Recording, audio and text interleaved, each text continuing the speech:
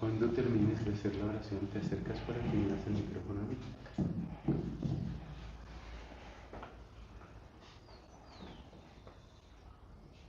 En el nombre del Padre, del Hijo y del Espíritu Santo. Amén.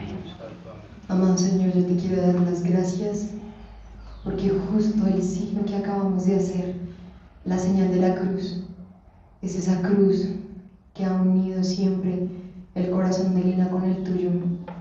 Desde siempre tengo el recuerdo de verle la cruz de Jerusalén colgada, pero no solo en el pecho, sino parte de su vida. Gracias, Señor, por cada palabra que ella nos ha dado. Gracias, Señor, por permitir que ella sea instrumento tuyo. Gracias, Señor, porque cada vez que ella predica se siente la fuerza tuya. Y yo por eso te invito y los invito a que extendamos nuestra mano hacia ella, para que el Espíritu Santo de Dios llegue a su vida, llegue a su palabra, llegue a su corazón, llegue a su nada y la configure en el todo. Que no sea tu palabra, Lina, sino en nombre de Dios, que sea la palabra del Espíritu Santo. Amén, Señor. Porque toda palabra que siempre sale de la boca y que es la palabra de Dios da fruto. Si este predicador no da fruto, pero sabremos que dará fruto porque será tu palabra, Señor. Toca su corazón, toca su vida, toca su entendimiento y te suplicamos, Señor, que todo te dé la gloria. Y por eso nos unimos con un Padre nuestro, siendo conscientes que tú nos darás el pan, el verdadero alimento, tu palabra también en la predicación de Lina. Padre nuestro que Estás en el cielo, santificado sea tu nombre. Venga a nosotros tu reino. Hágase tu voluntad en la tierra como en el cielo. Danos hoy nuestro pan de cada día. Perdona nuestras ofensas, como también nosotros perdonamos a los que nos ofenden. No nos dejes caer en tentación y líbranos del mal. Amén.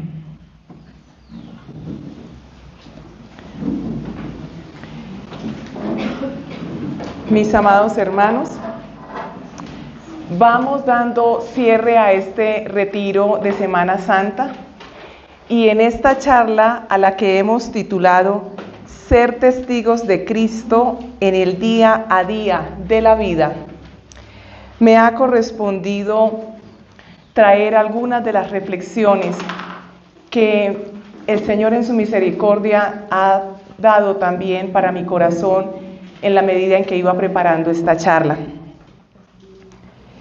Quiero pedirles que nos hagamos una pregunta a partir de un texto bíblico. Vamos a revisar Hechos de los Apóstoles, capítulo 1, versículos 18 al 19. Dice el texto bíblico así: pero cuando el Espíritu Santo venga sobre ustedes, recibirán poder y saldrán a dar testimonio de mí en Jerusalén, en toda la región de Judea y en Samaria y hasta en las partes más lejanas de la tierra. Eso incluye Chía, donde nos encontramos. Hechos de los Apóstoles en estos dos versículos entonces nos promete la fuerza y el poder del Espíritu Santo, pero también nos da un mandato, porque esto está en modo imperativo, no está en un modo condicional, ni si ustedes quieren. Recibirán poder y saldrán y darán testimonio de mí. Saldrán a dar testimonio de mí. La salida tiene una finalidad específica: salir a dar testimonio del resucitado. Ubiquémonos porque este pasaje corresponde al momento en el que Cristo está a punto de ascender a los cielos. De hecho, estas son las últimas palabras que le dice a sus discípulos. Recibirán poder del Espíritu Santo y saldrán a dar testimonio de mí en Jerusalén, en toda la región de Judea y de Samaria y hasta en las partes más lejanas de la tierra. Recibir el Espíritu Santo, que el Espíritu Santo llegara hasta la iglesia, obra de Dios. Ninguno de nosotros, ninguno de los apóstoles habría podido hacerlo, obra de Dios. Así que, check, cumplido. Pero ¿qué pasa con esto de salir y dar testimonio? Que además viene como un mandato. ¿Qué significa dar testimonio? ¿Cómo se vive esa parte que nos toca a nosotros? Porque dar el Espíritu Santo era obra del Padre, en el nombre de Jesús, es decir, por medio de Jesús más bien. Entonces, ¿qué significa dar testimonio? Cuando empecé a preparar la charla, me encontré con que frecuentemente lo que se recomienda son una lista de actividades. Por ejemplo, para ser testigo de Cristo, entonces es necesario vivir los sacramentos, hacer oración, asistir a la misa preferiblemente a diario, hablar de Cristo a otros, ser mariano reconociendo que es Madre de Cristo y Madre nuestra María Santísima, hacer obras de misericordia. Pero esperen un momento, ¿cómo así que ser testigo se reduce, a mi modo de ver, a una lista de actividades? ¿Cómo se relaciona esa lista de actividades que son válidas con el hecho de que nosotros hemos conocido algo de lo cual podemos dar testimonio? Es que el testigo es el que ha conocido, el que ha visto, y por eso puede salir a declarar en un tribunal, si uno va a la definición de testigo. El que ha visto, el que ha experimentado, el que ha vivido, no solamente el que cumple con una serie de actividades. Y es que ser testigo implica relacionarse con el crucificado y resucitado de una manera diferente. Saber que Cristo resucitó es bueno, buenísimo, pero no es suficiente. ¿Qué hacemos ahora con esa noticia? Ya sabemos que Él resucitó, pero si ya la conocemos, entonces ¿cómo damos testimonio? Cuando uno se sienta a mirar eso realmente en su vida, se da cuenta que no sabe cómo. No la tiene tan clara. Piadosamente podríamos obedecer todas las actividades que nos recomiendan. Pero ¿qué es lo que tenemos que haber visto? ¿Qué es lo que tenemos que haber conocido para poder ser realmente testigos? Por eso quiero pedirles que miremos el ejemplo de testimonio y testigo. ¿Cómo fue testigo un hombre al que le debemos buena parte del Nuevo Testamento?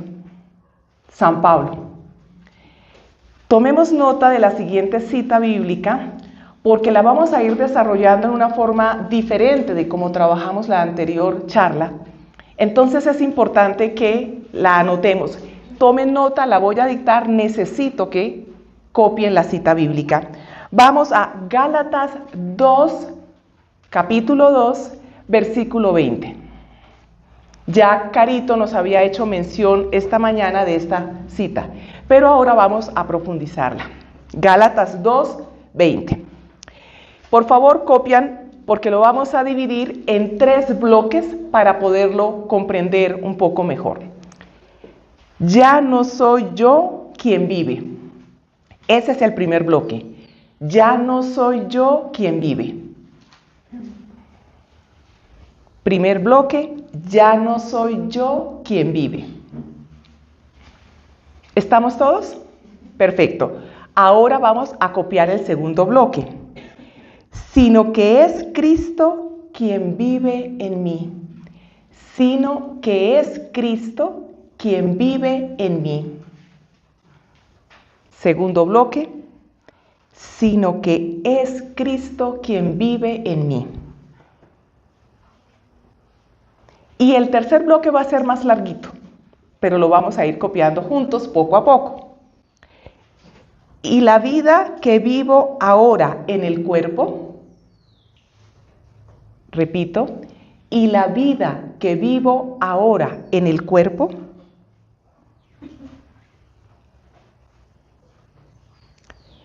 la vivo por mi fe en el Hijo de Dios. Y la vida que ahora vivo en el cuerpo, la vivo por mi fe en el Hijo de Dios. Y cierra este tercer bloque diciendo que me amó y se entregó a la muerte por mí. que me amó y se entregó a la muerte por mí. El tercer bloque entonces completo nos quedaría: y la vida que ahora vivo en el cuerpo, la vivo por mi fe en el Hijo de Dios que me amó y se entregó a la muerte por mí. Creo que todos tenemos ya los textos, ¿verdad? ¿Qué vamos a hacer?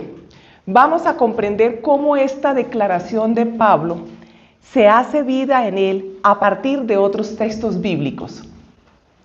Entonces, la primera parte, ¿cómo decía esa primera parte? Bien. ¿Quién era entonces la persona que vivía antes dentro de Pablo? ¿Quién era ese Pablo? Si ya no es él el que vive, ¿cierto? Ya no soy yo quien vive. Bueno, Pablo lo declara en Filipenses capítulo 3, versículos del 5 al 6. Filipenses 3, del 5 al 6. Y Pablo lo dice de la siguiente manera: me circuncidaron a los 8 días de nacer, soy de raza israelita, pertenezco a la tribu de Benjamín, soy hebreo e hijo de hebreos.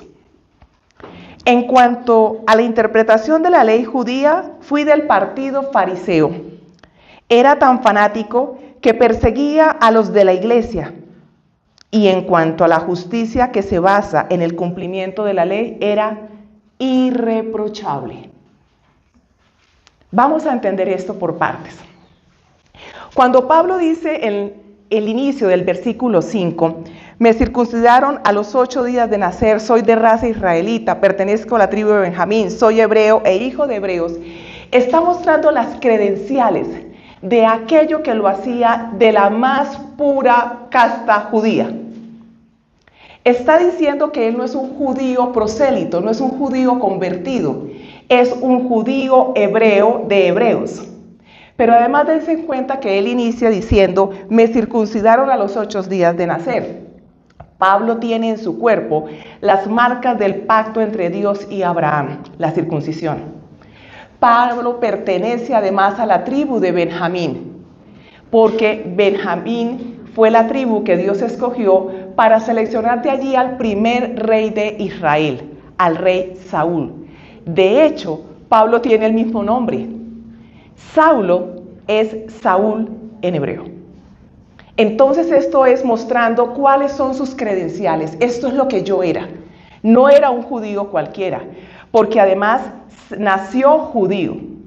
Judío era él, ¿ok?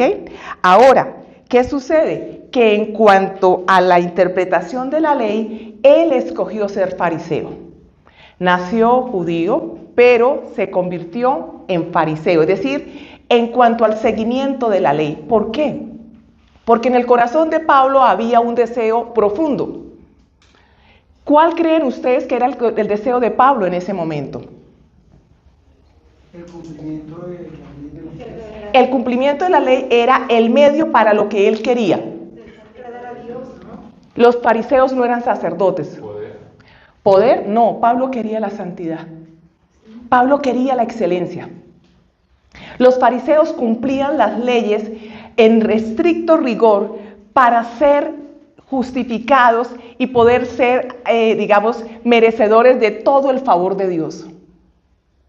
No hablaban de santidad como tal, pero ese era el camino para alcanzar el favor en plenitud de Dios. Pablo escogió ser fariseo, pero además Hechos de los Apóstoles en el capítulo 22 nos va a narrar que Pablo fue formado por Gamaliel, no era cualquier profesor, era de los doctores de la ley más destacados entre los fariseos. De manera que Pablo tenía toda una trayectoria. Pero miren ustedes que adicionalmente cierra con esto. En cuanto a la justicia que se basa en el cumplimiento de la ley, era irreprochable. ¿Eso qué significa? Que según la concepción de los fariseos, Pablo ya era impecable, intachable, íntegro, ejemplar, perfecto. Estas eran las credenciales con que el anterior Pablo, el que ya no habita, se presentaba ante el mundo. Pablo se validaba a sí mismo, le daba firmeza a su vida con todas estas credenciales, con este cumplimiento, con este rigor. Eso era aquello de lo cual Pablo sacaba pecho.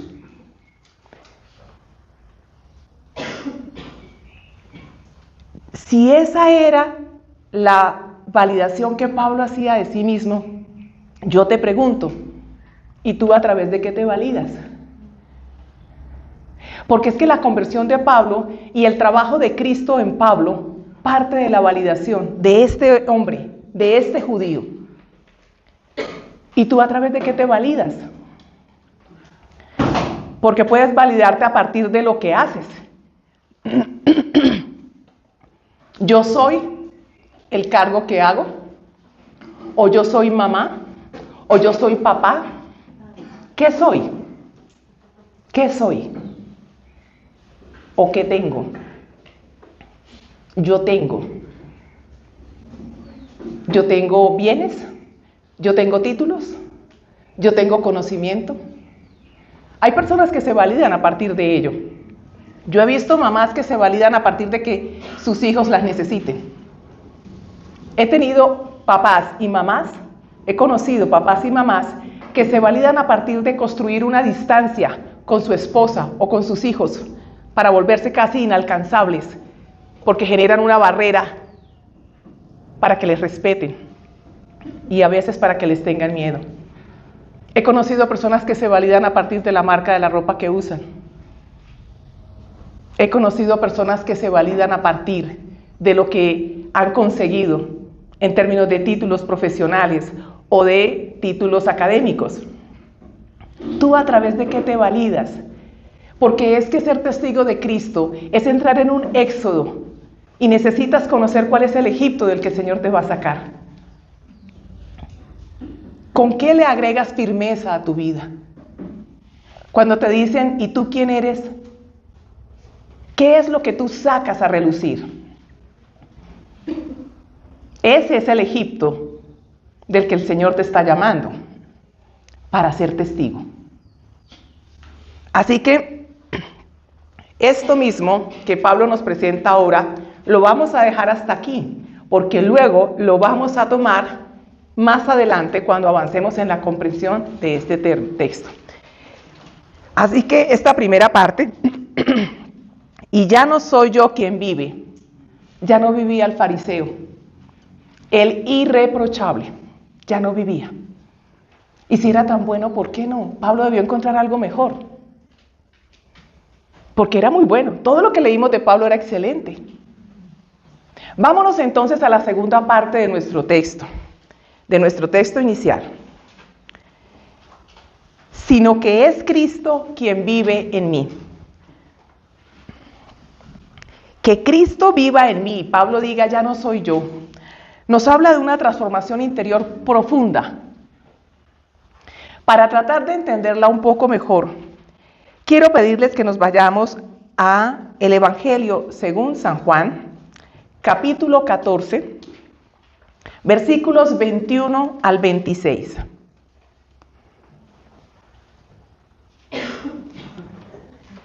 Perdón, 23 al 26, corrijo. Capítulo 14 del Evangelio según San Juan, versículos 23 al 26. Y el texto dice así. Jesús le contestó, el que me ama hace caso de mi palabra, y mi Padre lo amará, y mi Padre y yo vendremos a vivir con él.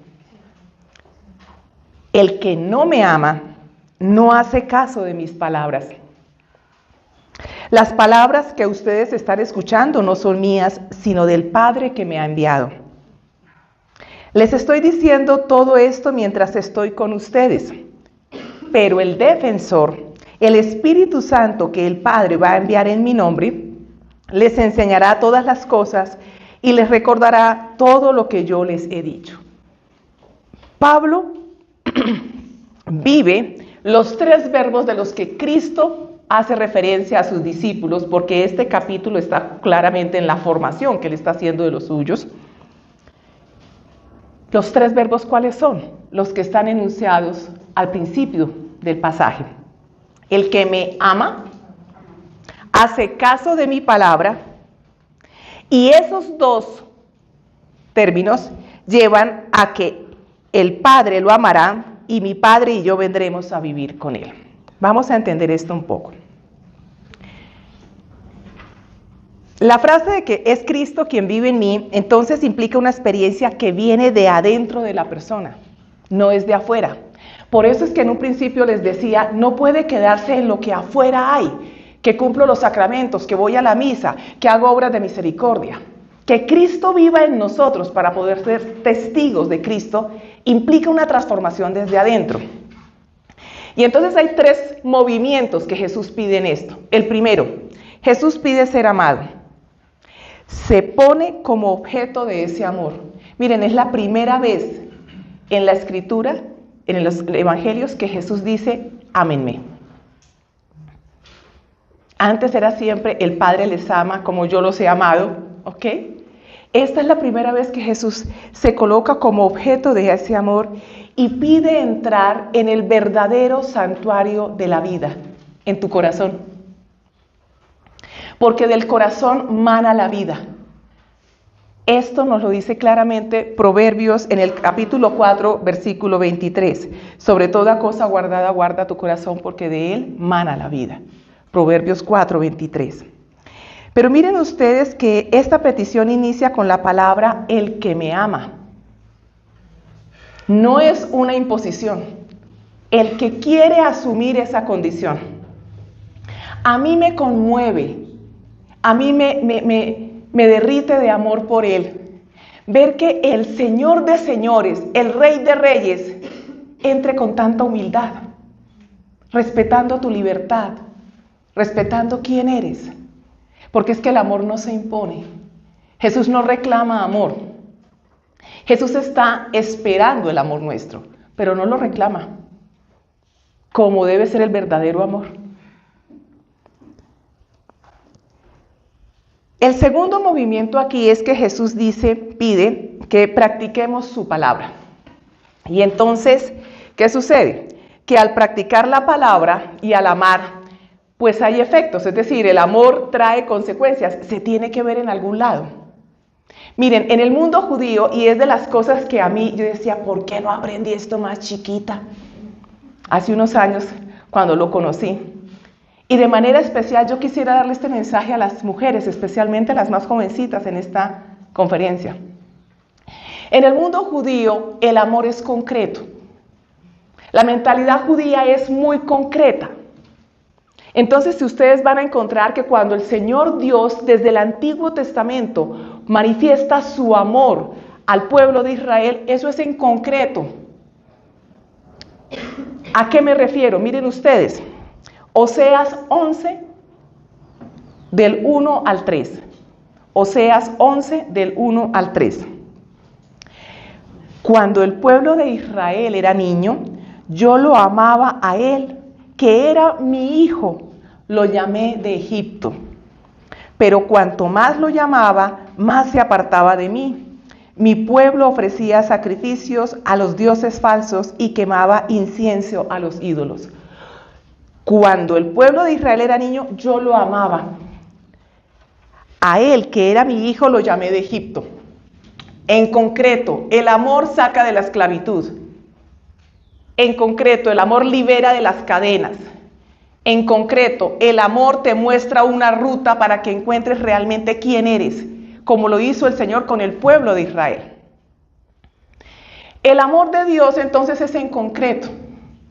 No como las metáforas de amor con las que hoy la mujer, que además es enamorada por el oído, cae, mis amores. Te bajaré la luna. Te amo mucho, te bajaré la luna. Yo quisiera ver en qué la vas a envolver. Te daré alas para que vueles alto, pero siempre seré tu hogar. Dígame usted qué hace uno con eso. Además de una tarjeta. Te haré un castillo con nuestros sueños. Cuando llueva quiero ver cómo va a ser. Mira, las palabras que no tienen hechos detrás no son amor. Por el fruto los conoceréis. Así que ¿dónde está el fruto de amor de ese hombre que te está conquistando? ¿Cuál es su integridad, su verdad? Para que tú ante una palabra edulcorada como esta rindas el corazón. ¿Dónde están los hechos que acompañan la verdad de esa persona? Por supuesto que aplica también para mujeres en el caso del amor de los hombres. Del hombre que está recibiendo el amor de una mujer. ¿Cuáles son los hechos concretos, concreticos? Las cosas que se ven, la verdad, no las palabras. Porque las palabras se las lleva el viento. Hay otro pasaje para que nos demos una idea de que es en concreto. El amor es en concreto, mis amores. Jeremías 31, del 1 al 3. El Señor dice: en el desierto me mostré bondadoso con el pueblo que escapó de la muerte. Cuando Israel buscaba un lugar de descanso, yo me aparecí a él de lejos. Yo te he amado con amor eterno. Por eso te sigo tratando con bondad. Tratando con bondad. No con palabras edulcoradas, tratando con bondad. Y entonces yo me pregunto, si el amor es en concreto, pues el amor nos lleva a la segunda parte, al segundo movimiento de lo que Jesús está planteando aquí en Juan capítulo 14. Practicar su palabra. Porque el amor hace que pasen cosas. Si no pasan cosas, entonces no hay amor. Ve examinando los amores que tienes. Si no pasan cosas, buenas cosas, no hay amor. Jesús nos habla sobre practicar sus mandamientos. Eso es muy curioso en esta parte. Y es que no dice cumplan los mandamientos, sino mis mandamientos. En algunas traducciones van a encontrar mi palabra. Que por supuesto incluye los mandamientos de la ley dados a Moisés. Pero no se queda ahí, es mucho más amplia. ¿Qué implica entonces esto de que cumplan mi palabra? Bueno, se refiere a practicar todo aquello que distingue a Jesús. Se refiere a vivir como Él vivió. En síntesis, vivir la misma vida de Jesús. ¿Y por qué sabemos que es así? Pues porque Él lo dijo claramente. En Juan 13, versículo 15, Jesús le dijo a sus discípulos: yo les he dado un ejemplo para que ustedes hagan lo mismo que yo les he hecho. Juan 13, versículo 15. Yo les he dado un ejemplo para que ustedes hagan lo mismo que yo les he hecho. Podríamos parafrasear ese versículo diciendo: si me amas, tú pones en práctica mi vida, en concreto, en concreto. No es que yo tengo una relación súper especial, súper especial con Dios. O sea, Dios y yo, mira, uno. No, en concreto. ¿Qué es lo que tú puedes decirle, Cristo? Esto es por amor a ti. Esto, en concreto. Que valga la pena, mis hermanos, porque el tamaño de tu amor debe dar el tamaño de tu fruto. ¿Qué es lo que en concreto podemos decirle al Señor? Esto es por amor a ti. Esto es por amor a ti. No te sigo dejando en visto, Jesús. Esto es por amor a ti, Jesús. Voy a tomar esa decisión que tú me estás pidiendo hace tiempo y a la que yo le he dado vueltas y vueltas y nada que despego. Es por amor a ti, Jesús, que voy a dejar distancia entre esta persona porque no es el momento para relacionarme con ella.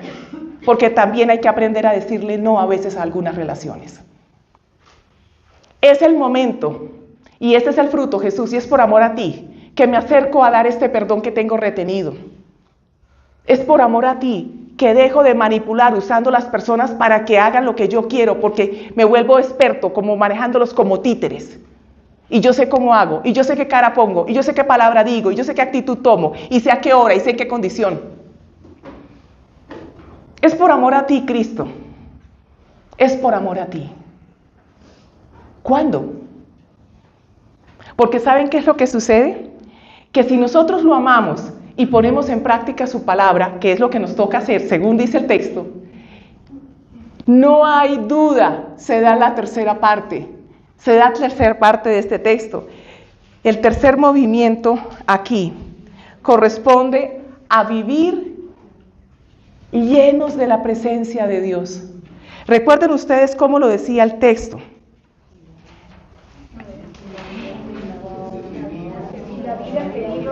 Y mi Padre lo amará. Y mi Padre lo amará. Y mi Padre y yo vendremos a vivir con Él.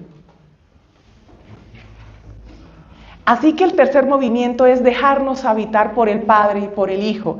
Y donde están ellos dos, Jesús lo dice de hecho en el versículo 26. Pero el defensor, el Espíritu Santo que el Padre va a enviar en mi nombre, les enseñará todas las cosas. Así que la consecuencia de amar a Cristo, la consecuencia de practicar, de vivir la vida de Cristo, es ser llenos de la presencia de la Santísima Trinidad. Y no se puede amar si no se conoce. Y entonces uno dice, claro, todo eso suena muy hermoso, pero ¿cómo conozco? La mejor ruta que yo he vivido, la que he experimentado, es a través de la Sagrada Escritura. Entonces veo con alegría cómo varios de ustedes se acercan a los textos bíblicos, los veo buscando los pasajes. Y algunos me han dicho, yo hago los 365 días de la Biblia con Fray Nelson. Ya la hice. Y está muy bien. Pero acercarse a la Escritura, mis amados hermanos, implica aprender un lenguaje, como cuando un niño empieza a hablar. Y entonces es importante dejarnos guiar, así como el niño necesita que le enseñen, dejarse guiar para adquirir el lenguaje. Por eso quiero darles algunas recomendaciones. Ustedes han experimentado la riqueza invaluable de la oración con los laudes en estos días. Pero cuando uno se encuentra con estos salmos, a veces uno dice, uy, pero no la entendí. Sí, está como bonito, pero, o sea, ¿cómo así? Bueno, entonces quiero que tomen nota de algunos recursos, que insisto en ellos en varias charlas, porque el que quiere, busca. Y la promesa clara es que si tú buscas vas a encontrar, y si llamas te van a abrir, y si pides te van a dar. Hay una página que explica cada uno de los salmos que se utilizan en la liturgia de las horas, incluidos los laudes. Toma nota, franciscanos.org. franciscanos.org. Hay varios canales que quiero recomendarte. En YouTube puedes encontrar, por supuesto, la formación de Fray Nelson Medina. La gracia es una gracia. Este espacio en el que él nos explica sobre la Sagrada Escritura, 5 minutos cada mañana, es una bendición. Pero además la cantidad de formación que hay allí, inmensa, inmensa. Hay un biblista colombiano al que quiero entrañablemente, al padre Fidel Oñoro. Con ese nombre encontrarán su canal, Fidel Oñoro. Fidel Oñoro. Les recomiendo también en YouTube el canal Cautivados por la Palabra.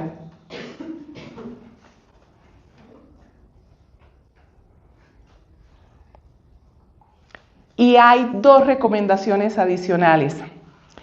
En Facebook, cada día a las 7 de la mañana, hay una transmisión que dura unos 20 minutos con el padre Salomón Bravo Remolina, sacerdote eudista también. Remolina, sacerdote eudista, Salomón Bravo Remolina.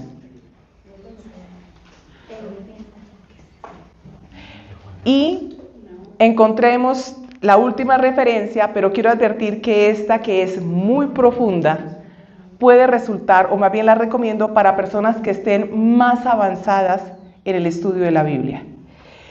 Y es el podcast que tiene el padre Francesco Voltaggio. Francesco Voltaggio, en Spotify, que se llama A las fuentes de la fe en Tierra Santa. Francesco Voltaggio, B corta y doble G, Voltaggio, se escribe con doble G, Voltaggio. Miren, solamente ama el que conoce, solamente ama el que conoce, y no hay forma. ¿Cuál es la duda? De la fe en Tierra Santa, a las fuentes de la fe en Tierra Santa. Fuentes de la fe en Tierra Santa. Quiero advertir que es un podcast bastante más avanzado, con mucha referencia al Antiguo Testamento y a las fuentes de formación judías. Es decir, originalmente cómo era esto en el mundo judío. Bien, hemos hablado ya entonces de cómo es esta segunda parte, sino que es Cristo quien vive en mí. Y Jesús habla de 3 movimientos para que hagamos el resumen y avancemos. Por un lado, estamos hablando de amar a Jesús, en concreto, conociéndolo, acercándonos a la Sagrada Escritura. Y cómo no decirlo, con el privilegio que tenemos en la Iglesia Católica, acercándonos al Santísimo. ¿Quién es el Santísimo para ti? ¿Y de qué hablas con Él? Recomendación, háblale de tu validación, de con qué te validas la próxima vez que estés con Él. Porque el Señor te va a llevar a quitarte máscaras. El Señor te va a ayudar. En el Santísimo serán muchas las verdades que llegan a la vida, muchas, porque Él mismo es la verdad. Entonces, el primer movimiento era el amor, amar a Cristo. El segundo era practicar su palabra, la vida como Él la vivió. Y el tercero, dejarnos habitar del Padre, del Hijo y del Espíritu Santo. Y quiero ser clara en este último punto, que esa habitación es una habitación natural, es algo que ocurre en el día a día. No estamos hablando aquí de experiencias místicas, porque a veces veo a algunos creyentes en una búsqueda y en una fascinación de lo extraño, como lo raro, como si, una cantidad de cosas. No, es decir, Jesús, y vendremos, lo amaremos y vendremos, no hay ningún otro anuncio ahí de cosas como extrañas, esotéricas, raras. Amar y cumplir su palabra. Esa es la forma en la que Pablo encontró que era Cristo quien vivía en él. Pero ¿cómo puede Dios hacerse presente en lo más profundo de una persona sin cambiar a esa persona, sin que deje de ser la persona? Su esencia, quiero decir. Bueno, con la palabra es como el Señor llena tu vida. Porque la palabra, mis hermanos, y en esto quiero pedirle al Espíritu Santo que me ayude a comunicarlo. Ayúdame, Señor. La palabra no es solamente una forma de tocar al otro, de acercarlo. La palabra, cuando se entra de corazón a corazón, es una forma de entrar verdaderamente en la vida del otro. Tanto que cuando tú amas a una persona, las palabras que esa persona te dice te acompañan durante el día. ¿Les ha pasado? Pues yo veo gente que me dice, oye, ¿y por qué sería que me dijo eso? Pues lo que te dijo entró en tu corazón y está ahí dando vueltas.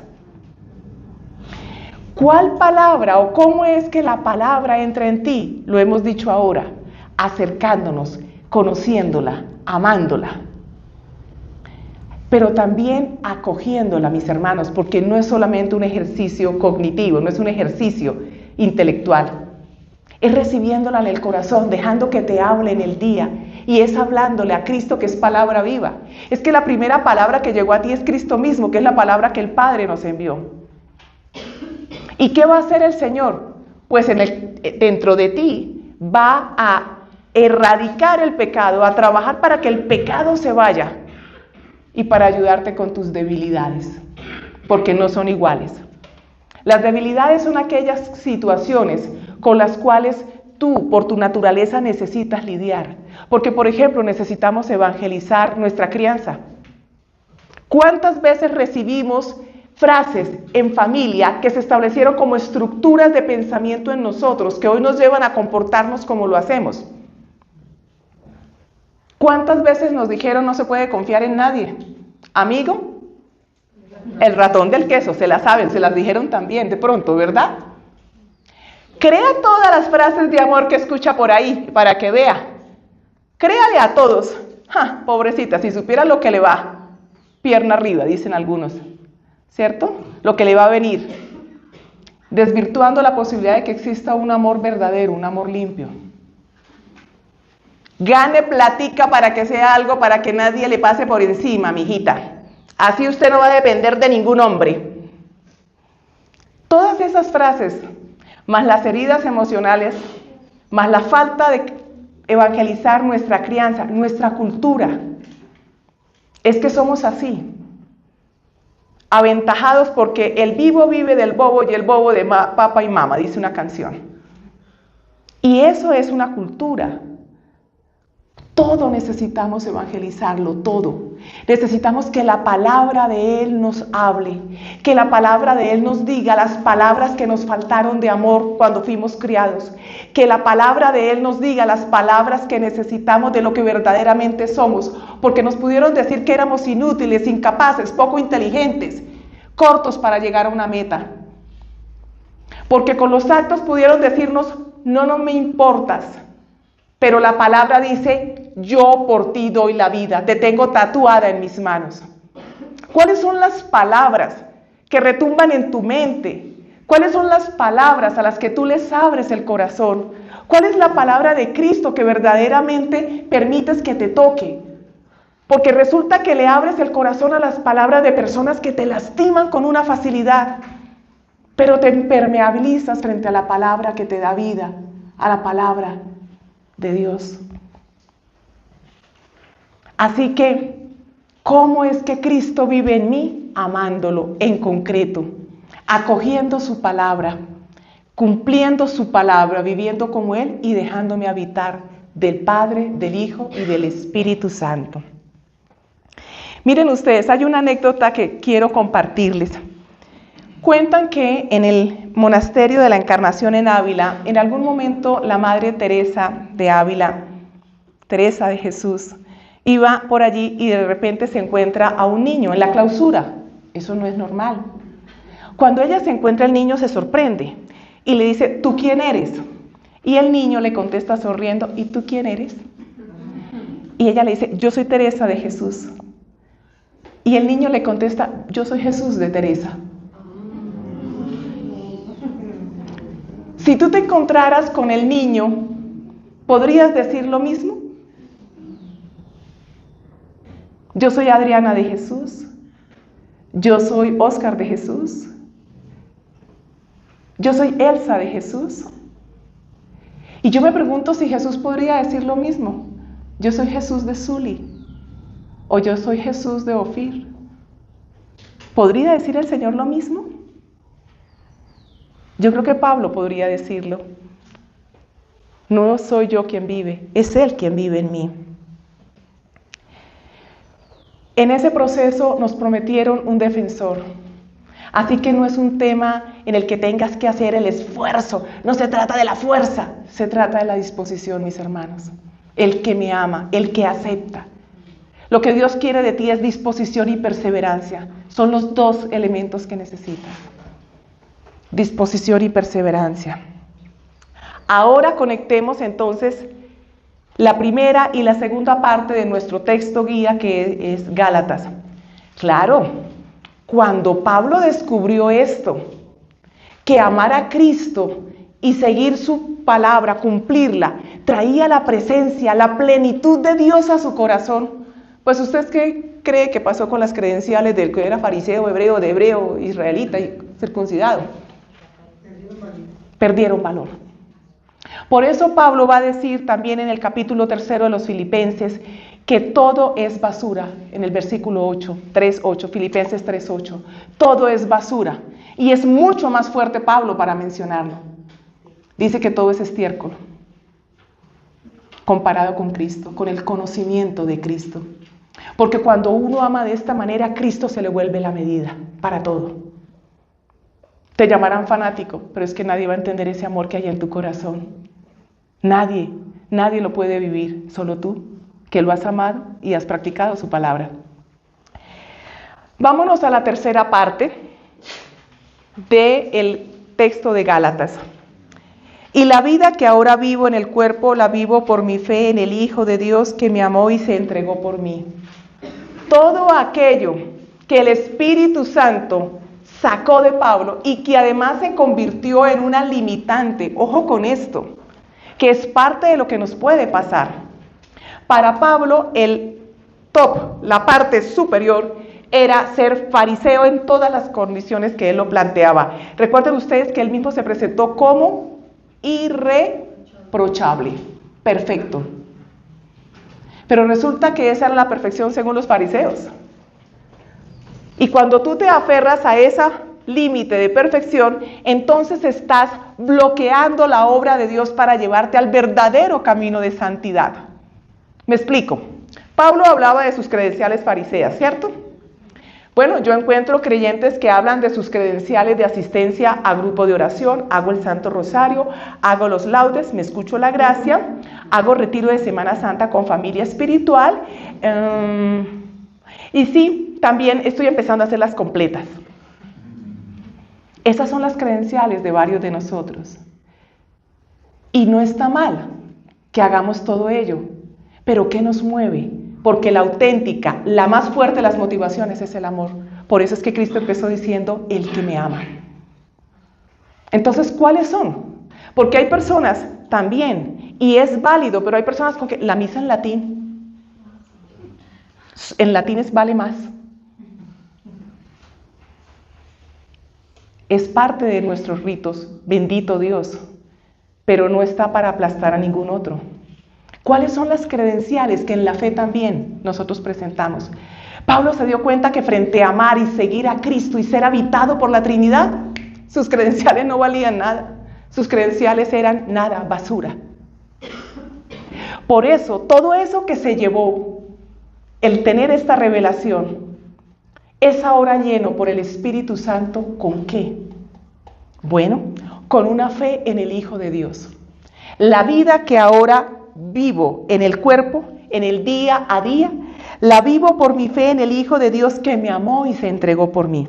Y para esto vamos a hacer un par de reflexiones y nos vamos a un texto bíblico. La primera es que vivir el día a día en esta forma implica cambiar el verbo en el que tú te centras. Porque cuando uno actúa como Pablo el fariseo, uno lo que hace es llevar cuentas. Y uno lleva cuentas entonces de varias cosas, o de lo que uno ha hecho como creyente, o de pronto uno es un fariseo mediocre y entonces un creyente mediocre, y uno lo que empieza es a hacer cuentas de cómo me han fallado. Es que me hicieron, y me instalo en llevar cuentas y en vivir como víctima. O de pronto me cambio y empiezo a reclamar y a ver cómo te la cobro. Y es que todavía me debes tantas, pero te la cobro.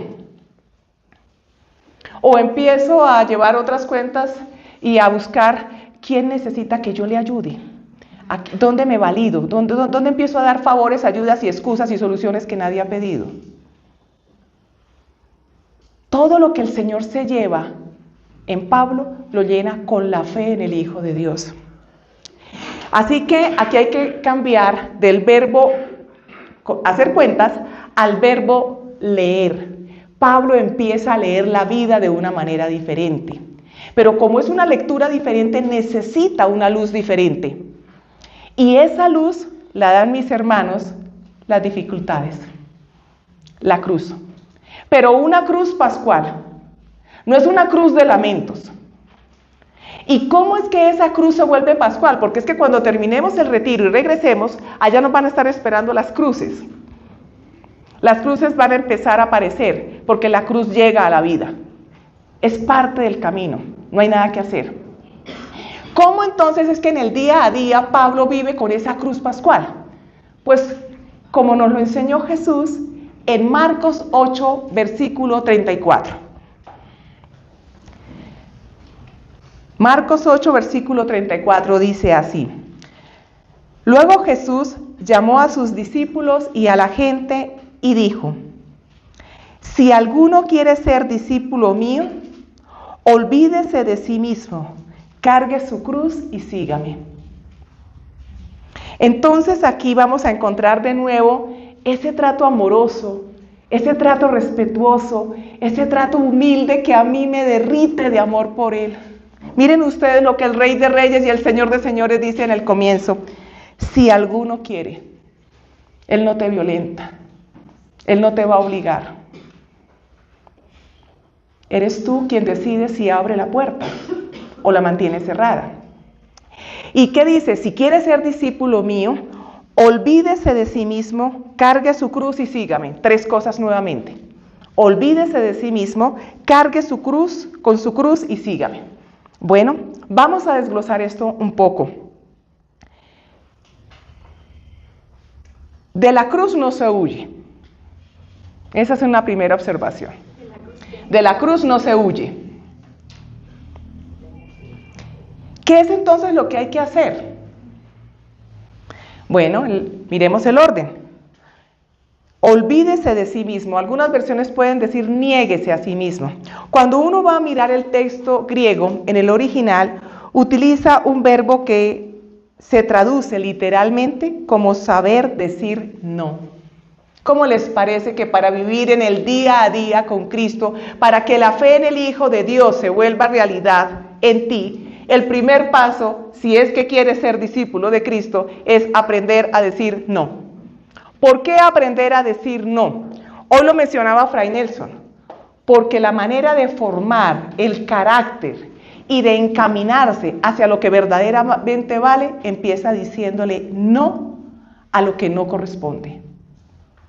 Miren ustedes, no es casualidad que los 10 mandamientos empiecen con no. No tendrás otros dioses delante de mí. No jurarás el santo nombre en vano.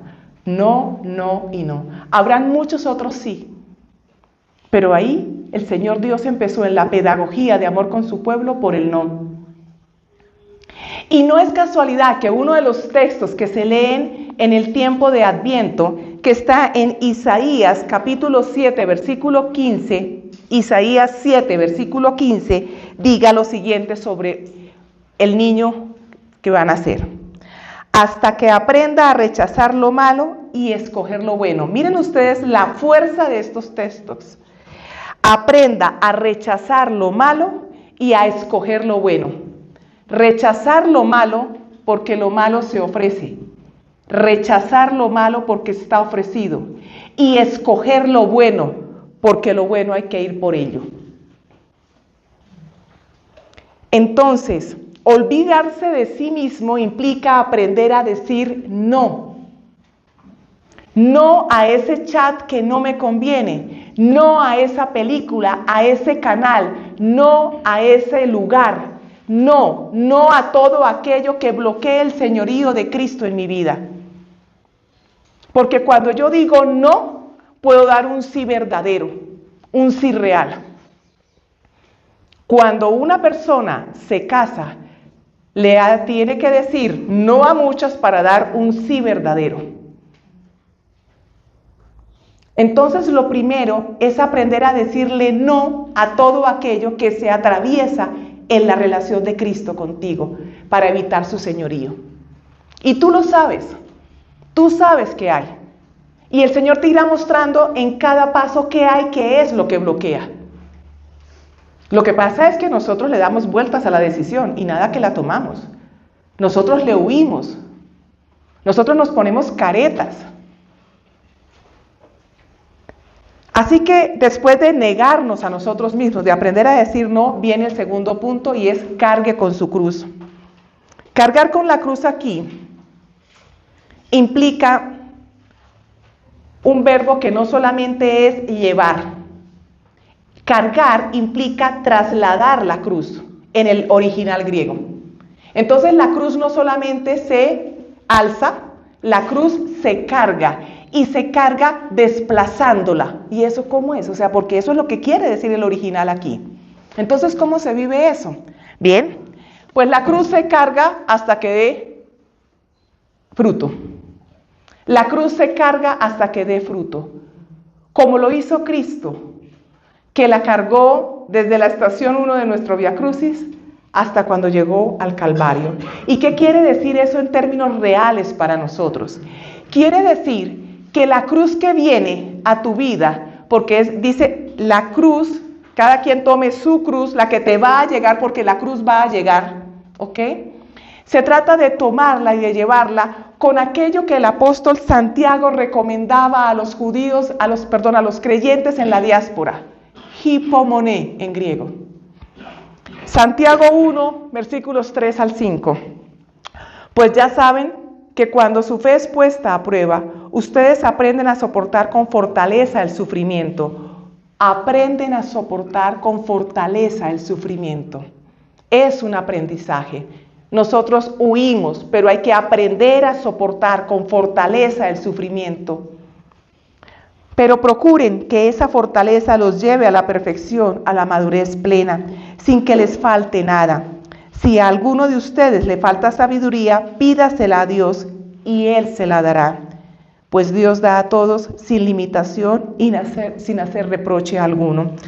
Entonces estamos hablando de que cargar la cruz implica entonces perseverar con fortaleza. Ahora, ¿eso significa que uno se aguanta todo? Nosotros no estamos haciendo apología del sufrimiento. Y el deber como cristianos es parar el sufrimiento. Pero te vas a encontrar con cosas con las que no vas a poder. No hay cómo modificarlas. Que incluyen cruces pequeñas y cruces mayores. Cruces pequeñas. ¿Cuánto tiempo tienes que gastarte en desplazamiento a tu trabajo? Cruces pequeñas. El compañero que tiene una actitud un poco difícil en la oficina. A veces esa cruz se puede crecer. El esposo que se niega a que dialoguemos de un tema difícil. La esposa que no entiende que el esposo necesita atención y se ha volcado exclusivamente sobre los hijos. Cuando esa cruz llega, entonces, cuando te encuentras con el imposible de cambiarla, ¿qué hay que hacer? Soportarla con fortaleza. Hipomoné. ¿Y eso es solamente aguante? No, porque Jesús dice que cargar con la cruz no es lo único, dice, y sígame. ¿Y qué representa el sígame? El sígame representa vivir la cruz como Él la vivió, con las actitudes con las que Él vivió, que es donde viene la gran diferencia para los creyentes. ¿Por qué? Miren ustedes, quiero hacer uso aquí de unas palabras que el Papa Benedicto XVI pronunció durante la inauguración de su pontificado. Quiero pedirles que abran los oídos a esto. El mundo se salva por el crucificado y no por los crucificadores. El mundo se salva por el crucificado y no por los crucificadores. ¿Qué significa eso? Que estando en la cruz, el poder lo tiene el que es crucificado. Y uno dice, ¿pero cómo es eso? ¿Cómo es eso? Eso es porque cuando nosotros estamos atravesando una cruz y ofrecemos nuestros dolores, el malestar, la dificultad, el disgusto, lo que viene con esa cruz, y lo unimos a los dolores de Cristo, como lo pide Pablo en Colosenses 1:26, nos hacemos uno con Cristo. Y entonces está la promesa de que esa cruz y ese dolor va a dar fruto. ¿Dónde va a dar el primer fruto? En ti, porque la cruz está para transformarte a ti y va a transformar tu entorno. Esa es una promesa. ¿Dónde sabemos que eso es así? Que ese dolor no va a ser estéril. Bueno, es una promesa de Cristo. Está en Juan 16, versículo 21. Cuando una mujer va a dar a luz, se aflige porque le ha llegado la hora. Cuando nos enfrentamos a la cruz nos afligimos. Juan 16, 21. Pero, siempre que estamos leyendo la Escritura, tengan especial atención en los peros, en los sin embargo. Ese tipo de expresiones muestran que hay un giro en lo que está pasando. Y ahí hay que estar atentos, ¿ok? Pero después que nace la criatura se olvida del dolor a causa de la alegría de que haya nacido un hombre en el mundo. Después de que la cruz ha dado fruto, la alegría es mayor. Y yo quiero que revises cuáles han sido las dificultades que pasaste, que en un momento eran dolores imposibles, y qué hicieron en ti. Hoy, por la misericordia del Señor, yo estoy en este lugar sirviéndole a Cristo, por la cruz a través de la cual Él me sacó de mi terquedad y de mi pecado. Y sigue sacándome del pecado el Señor. Pero en aquellos que eran caminos de absoluta tiniebla, fue un dolor profundo el que me volvió a Cristo. ¿Con qué actitud vives la cruz? ¿Con queja? La cruz se la arrojas a otros para decirles que son los culpables de ese sufrimiento tuyo. La cruz se la arrojas a Dios, porque yo encuentro personas que están molestas con Dios por sus cruces, como si pudiéramos decirle, me porto bien, entonces nada me va a pasar. Tienes la obligación de que nada me pase. Cuando la cruz viene y yo la abrazo, cuando no puedo modificar ese sufrimiento, cuando yo abrazo esa cruz, me hago uno con el crucificado. Y es el crucificado el que trae la fuerza para que dentro de mí yo pueda entender qué está procurando Dios a través de ese dolor en mi vida. Y cuando ese fruto se logra, la cruz florece. Y la resurrección de Cristo, mis hermanos, tiene acontecimiento en nosotros. Yo me maravillaba de cómo el Señor ha ido alineando las cosas. Si ustedes recuerdan la lectura de los laudes de hoy, en el profeta Oseas, decía que nosotros resucitaríamos. ¿Cómo? Cuando el dolor que tú estás atravesando da fruto. ¿Y cómo sabes que da fruto? Porque le habla a otros de Cristo, de la grandeza de Cristo. Una cruz que no da fruto no es una cruz que venga del Señor.